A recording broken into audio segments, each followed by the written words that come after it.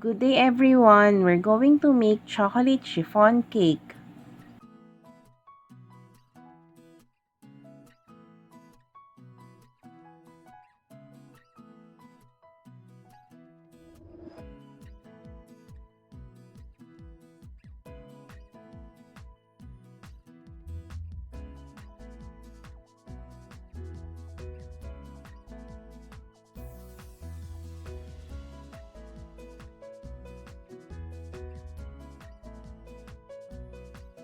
I-combine ng flour, cocoa powder, sugar, baking soda, baking powder, and salt.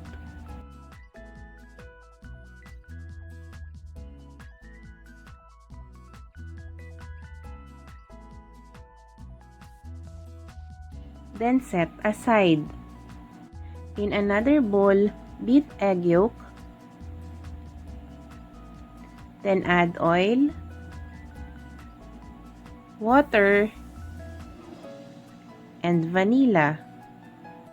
I-mix until well combined.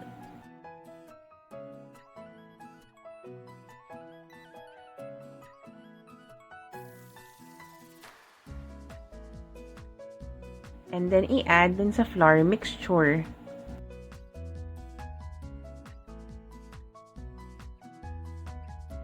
I-mix until smooth or free of lumps.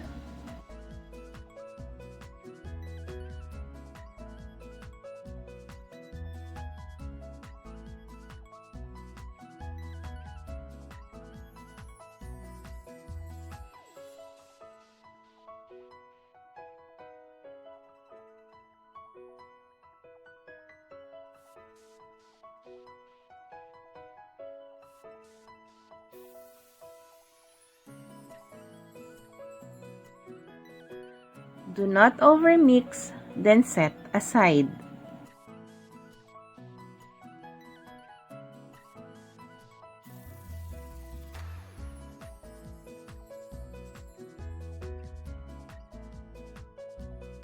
For the meringue, beat egg whites and cream of tartar until frothy.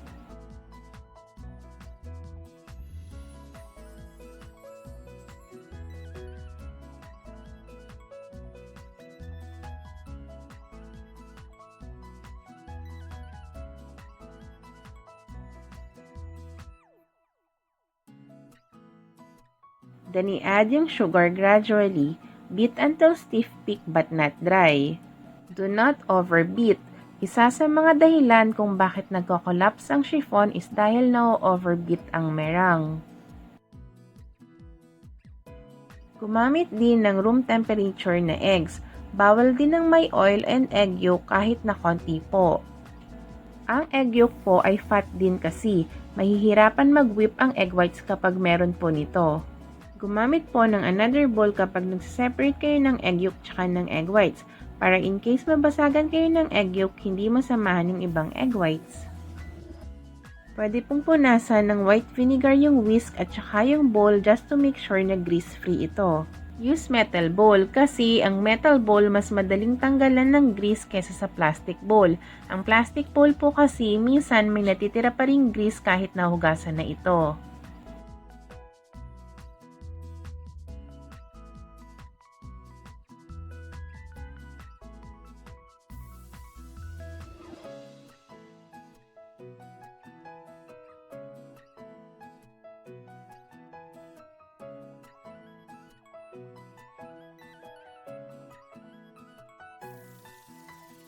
Again po, ibibit lang si meringue hanggang maging stiff peak but not dry.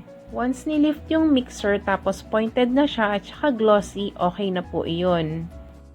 Hindi rin po mahuhulog yung meringue kapag binaliktad yung bowl.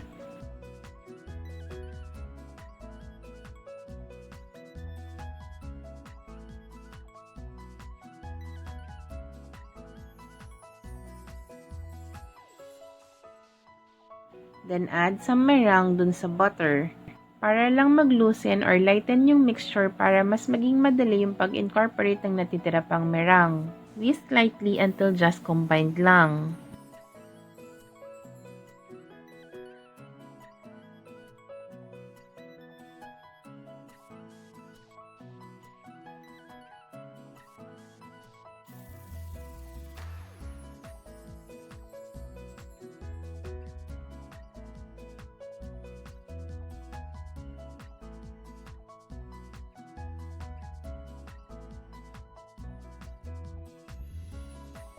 Then add the rest of the meringue.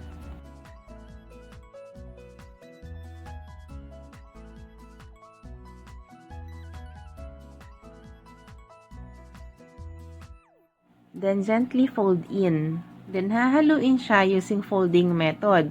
Ganito yung folding method. Ika-cut mo siya sa center, tapos ifo-fold over mo siya sa side habang ini-scrape yung bottom at saka yung side ng bowl.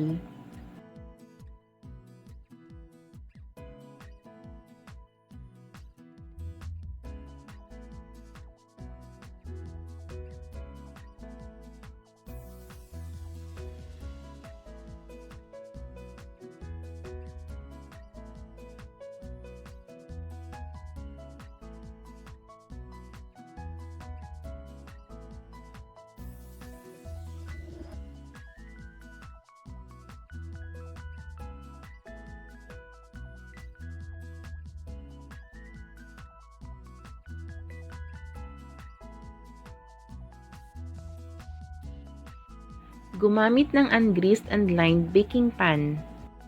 Kasi sa chiffon cakes, kailangan niyang dumikit sa side ng pan para makatulong sa pag-alsa niya.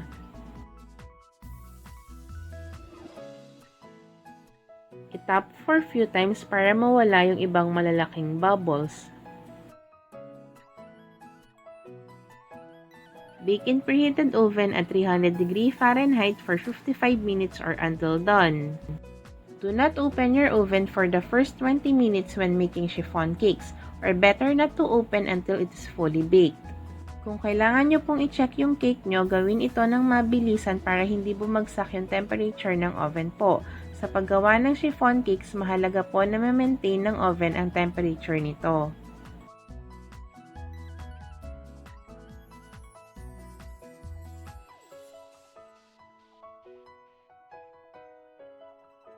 This is optional po. Pwede siyang i-drop but not that high para ma-remove yung ibang steam. Then invert the cake immediately. This will prevent na mag-shrink yung chiffon cakes. And then cool completely.